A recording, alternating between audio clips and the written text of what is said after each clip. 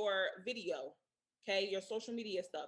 I understand that that is extremely time consuming. I understand that that seems like the most logical place to hire first, but here's what happens when you do that. Where you really need help in the area that you may not be really paying that much attention to, that is, it becomes a sinkhole, okay? And that area is your client service. Your client service, your client experience, that becomes a sinkhole when you hire somebody to take over marketing first. Okay? So anybody that's in like that marketing realm, ads management, video management, although I understand that may be something that you want to hire somebody to take over right now, doing that is going to do two things. One, it turns your client experience into a sinkhole. That becomes something